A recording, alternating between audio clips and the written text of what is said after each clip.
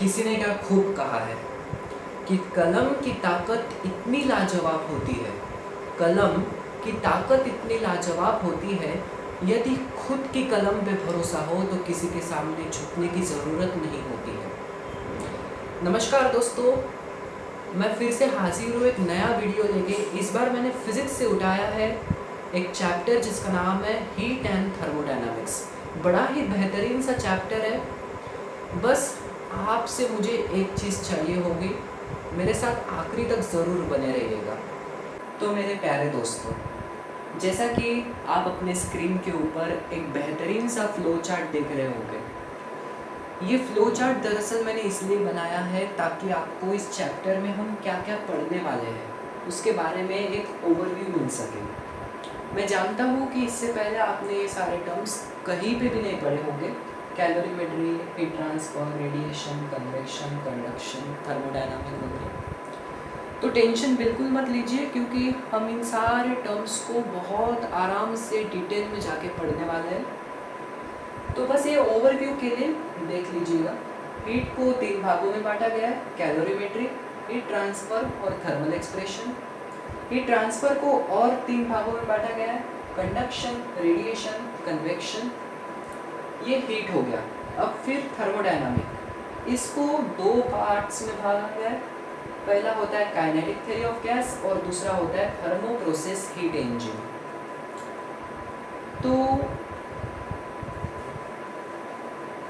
तो मेरे प्यारे दोस्तों, आप अपने स्क्रीन के ऊपर एक बेहतरीन सा फ्लो चार्ट देख रहे होंगे।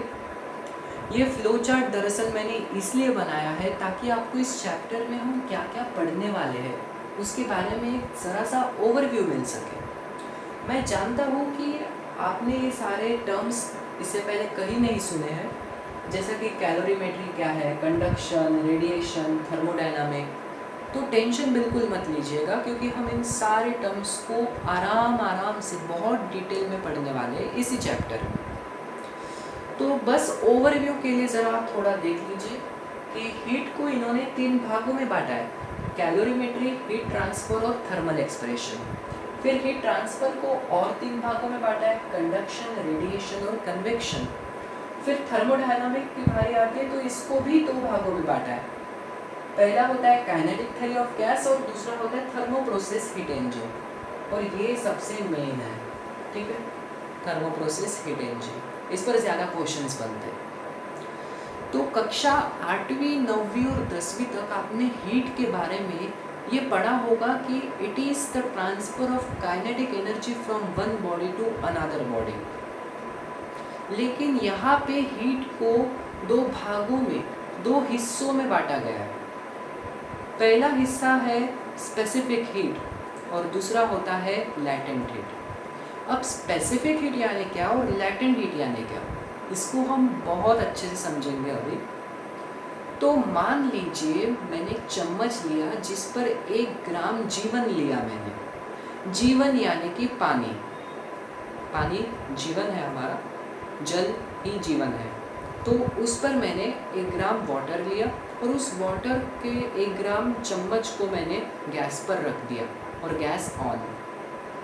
तो जनरल ऑब्जर्वेशन क्या होगा कि जो गैस है वो चम्मच के स्पेसिफिक रीजन पे हीट दे रहे होंगे, ताकि वो जो वाटर है, 1 ग्राम वाटर है, वो बॉईल हो सके।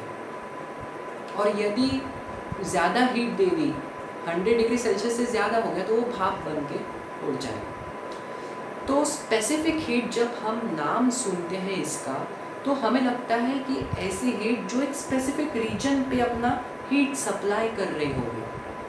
और बात भी बिल्कुल सही है, क्योंकि इसकी डेफिनेशन सुनिए कि इट इज़, इसको कहा गया है कि it is the amount of heat required, amount of heat required to rise the temperature, amount of heat required to rise the temperature of 1 gram of any substance by 1 degree Celsius or Kelvin।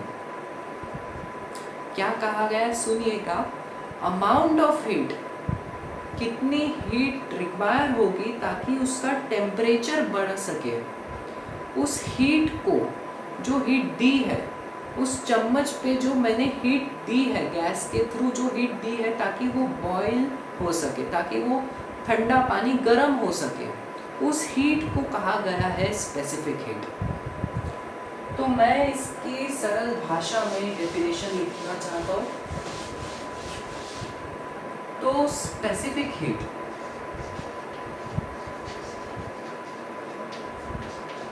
इसका symbol होता है C, इसे C से denote करते हैं। Specific heat यानी कि it is the amount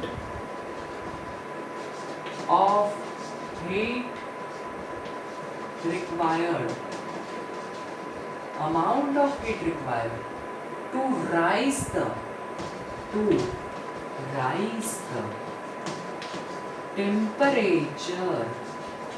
temperature of 1 gram of any substance by 1 degree Celsius और कैलोरी, यानी कैलोरी। क्या कहा गया है सुनिए, amount of heat required to raise the temperature of 1 gram of water by 1 degree Celsius. इसके कई ढेरों एग्जाम्पल है। आप बस इस पूरे चैप्टर में बस इतना काम कीजिए, आप 1 घंटा नहीं तो आधा घंटा किचन में जाके मम्मा के साथ बिताया कीजिए, क्योंकि वहाँ पे पूरा थर्मोडायनामिक्स और हीट है, क्योंकि इसमें यही बात चलने वाली है, हीट की, थर्मोडायनामिक्स की यही बात चलने वाली है। जैसा कि आपकी मम्मी दूध को बॉईल करने को रखती है, ऐसा तो नहीं ना कि दूध को जैसे ही रख दिया वो फटाक से बॉईल हो गया, नहीं। गैस ऑन किया, गैस ने अपना काम चालू किया, स्पेसिफिक रीजन पे वो हीट सप्लाई कराता गया ताकि वो ठंडा दूध का टेम्परेचर राइज हो सके और वो बॉईल हो सके। वैसा ही कुकर, आजकल तो वैसे कुकर जर्मेनियम के होते हैं, क्योंकि जो दाल जो मम्मा रखते हैं कुकर में, वो दाल वो स्पेसिफिक हीट से वो गर्म हो सके। नहीं तो पता चला कि कुकर को ही गर्म होने में 5 घंटे लग गए। इसीलिए कुकर भी जैसा हम हीट सप्लाई करते अपना टाइम लेता है, टाइम लेके वो अंदर का मटेरियल को वो गर्म कर देता है। ढेरों एग्जाम्पल है, सारे किचन में है, बस आधा घंटा किचन में ज़रूर बिताइएगा। क्या कहा गया, it is the amount of heat required. Heat कितनी दोगे ताकि बाउल में रखे हुए पानी का टेम्परेचर बढ़ सके, इस हीट को कहा गया है स्पेसिफिक हीट। ठीक है, और इसका जनरल फॉर्मूला होता है Q equals to MC delta T। ये Q है, थीटा मत लीजिएगा, ये Q है। Q equals to MC delta T, where Q is heat, M यानी कि होता है मास, C यानी कि स्पेसिफिक हीट, स्पेसिफिक हीट को C से डिनोट करते, और डेल्टा T यानी कि change in temperature, change in temperature. ठीक है, अब ये जनरल फॉर्मूला है, और आगे हम जितने भी क्वेश्चंस करेंगे ये जनरल फॉर्मूला हर क्वेश्चन में यूज होता है, इसलिए आप इसको अच्छे से याद रखिएगा। अब इस जनरल फॉर्मूले से मैं स्पेसिफिक हीट का फॉर्मूला आसानी से बना सकता हूँ। वो कैसे, C को मैंने इधर रख दिया और ये दोनों टर्म्स को मैंने इधर ट्रांसपोर्ट कर दिया, MB मास P और इनटू डेल्टा T। तो ये हो गया स्पेसिफिक हीट का जनरल फॉर्मूला, उसका खुद का फॉर्मूला बोल सकते हैं बस। अब जो कि फॉर्मूला है तो कुछ ना कुछ ऐसा यूनिट्स भी होंगे, तो इसकी 2 ऐसा यूनिट्स होंगे, ध्यान से सुनिएगा। पहली यूनिट होती है जूल पर केजी डिग्री सेल्सियस, और दूसरी यूनिट होती है कैलोरी पर ग्राम डिग्री सेल्सियस। ठीक है, जूल पर केजी डिग्री सेल्सियस और कैलोरी पर ग्राम डिग्री सेल्सियस। अब ये ऐसा यूनिट्स ना फिजिक्स में पांच तरह के जनरली 5 तरह के SI यूनिट्स देखने को मिलते हैं। पहला तो जूल हो गया, दूसरा इलेक्ट्रॉन वोल्ट हो गया, तीसरा किलोवाट पर आवर हो गया, चौथा अर्क हो गया ERG अर्क, और पांचवा कैलोरी हो गया। ठीक है, पूरे फिजिक्स में ये जनरली 5 देखने को मिलते हैं, लेकिन इस चैप्टर में ना हमें EV का काम है, ना हमें kWh का काम है, ना हमें ERG का काम है। इस चैप्टर में पूरा खेल जूल और कैलोरी का है। जूल और कैलोरी इस चैप्टर में बस जूल कैलोरी उसका ही कन्वर्जन रहेगा, इसलिए आप जूल और कैलोरी का कन्वर्जन भी सीख लेना। कैलोरी से मुझे याद आया, वैसे 1 कैलोरी इक्वल्स टू 4.2 जूल। ये बहुत इम्पोर्टेंट है, ये आप याद ही रखिए। 1 कैलोरी इक्वल्स टू 4.2 जूल। और मेरे ख्याल से आपको 100 डिग्री सेल्सियस को केल्विन में कैसे कन्वर्ट करते हैं ये तो आता ही होगा, स्वाभाविक सी बात है, 10वीं में तो किया होगा। कोई भी चीज़ को कैलोरी से केल्विन में कन्वर्ट करने के लिए उसमें 273 ऐड करेगा। अब इसमें यदि मैंने 273 ऐड किया तो ये 373 केल्विन होगा, 373 केल्विन। वैसा ही चलिए ले लीजिए 500 डिग्री सेल्सियस को केल्विन में, सेल्सियस को केल्विन में, नॉट कैलोरी को केल्विन में, सॉरी, सेल्सियस को केल्विन में। ठीक है, 500 डिग्री सेल्सियस को केल्विन में क्या, तो 273 ऐड कर दो तो बनता है 773 केल्विन। ठीक है, ऐसा ही 273 बस इसमें ऐड करिएगा सेल्सियस में, तो ये केल्विन में हो जाएगा। अब स्पेसिफिक हीट यानी क्या, वापस से दोहराएंगे इसे। Amount of heat transfer, amount of heat required to raise the temperature of 1 gram of substance by 1 degree Celsius. ये हो गया स्पेसिफिक हीट। अब बात करते हैं लैटेंट हीट के बारे में, लेकिन मैं चाहता हूँ कि लैटेंट हीट से पहले ना आप एक शब्द पर गौर फरमाइएगा, और वो शब्द है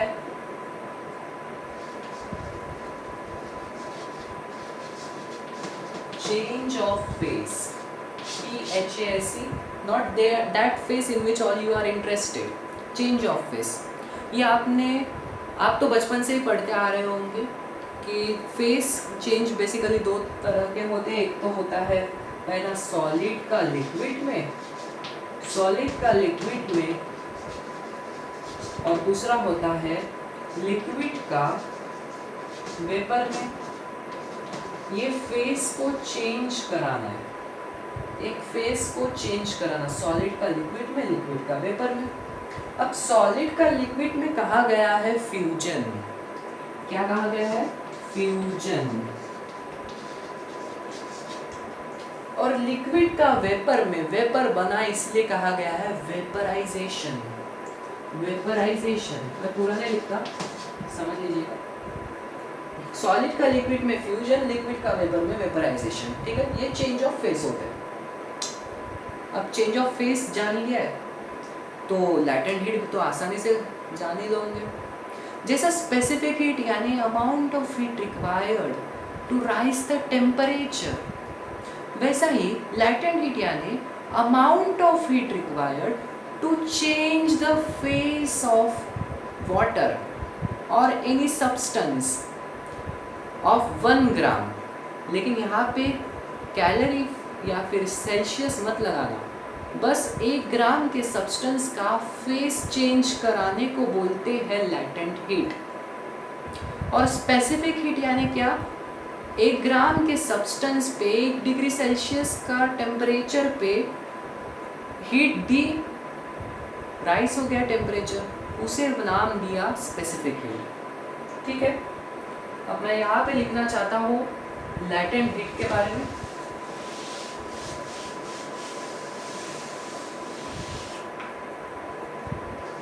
लैटेंट हीट, इसको डिनोट करते हैं स्मॉल एल से। इसको नाम दिया है कि it is the amount of heat required, amount of heat required to change the phase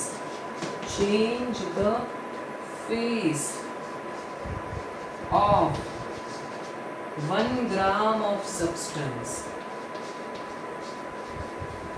लेकिन यहाँ पे जैसे यहाँ पे substance, जैसे यहाँ पे आपने क्या 1 डिग्री सेल्सियस लगाया, यहाँ पे मत लगाइएगा 1 डिग्री सेल्सियस।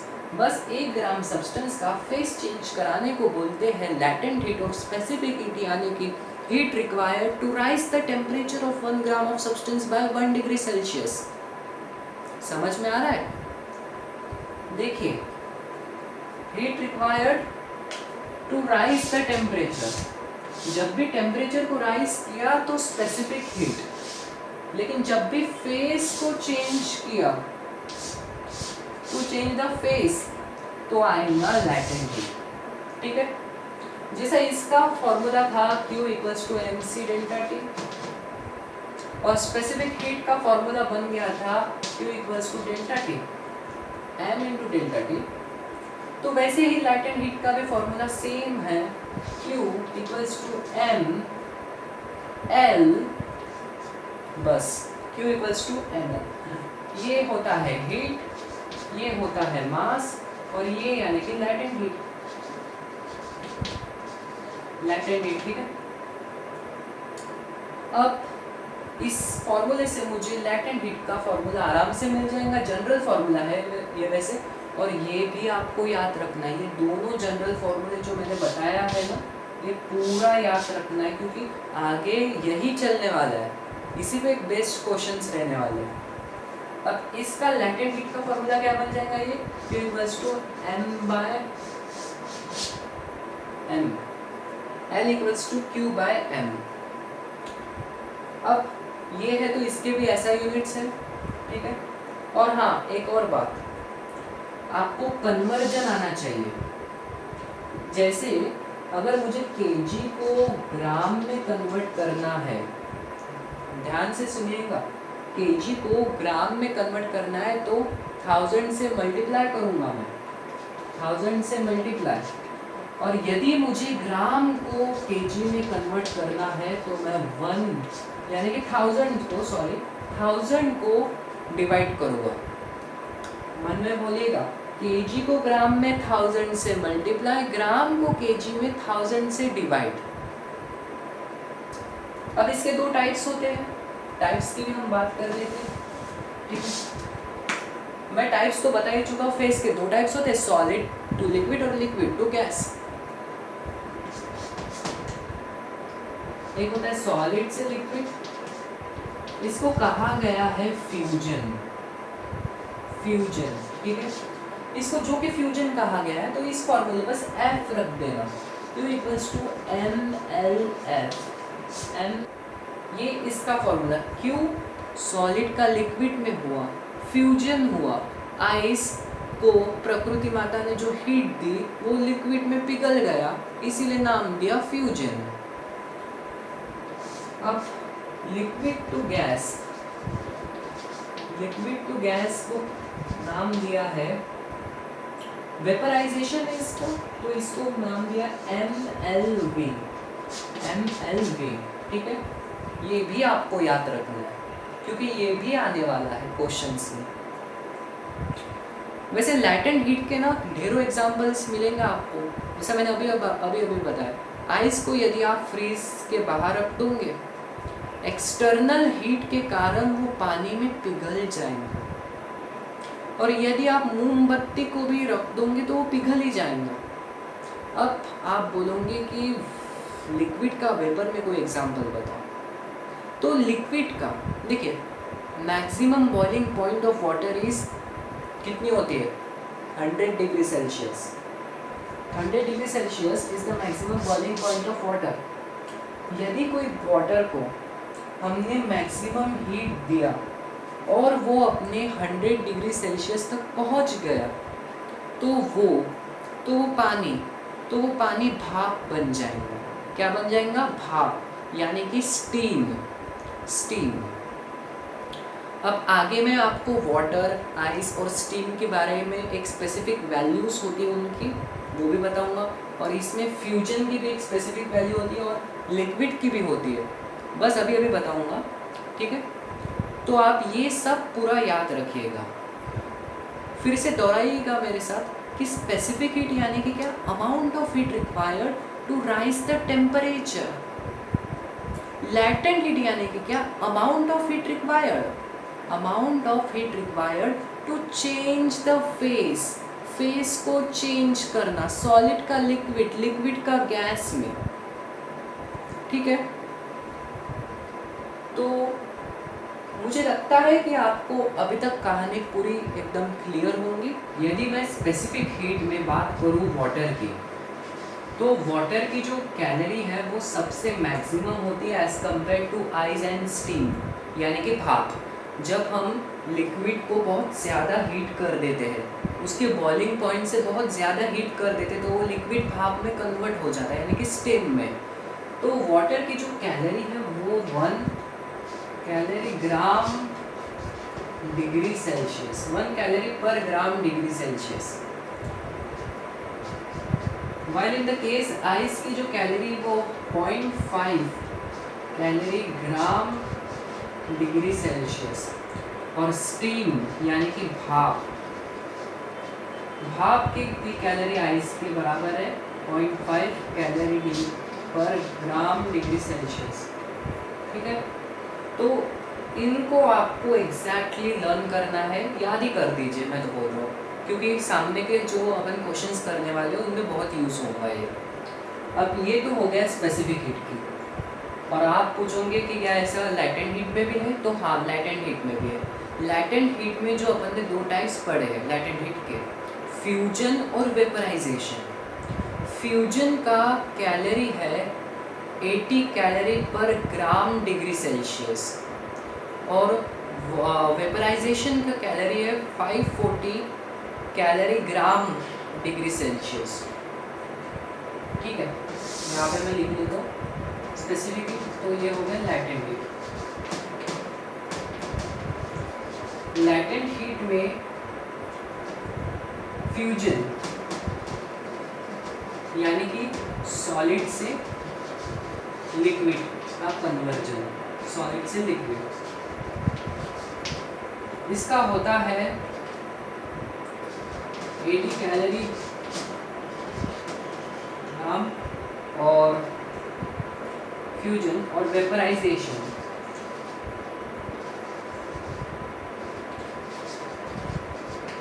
यानी लिक्विड से वेपर,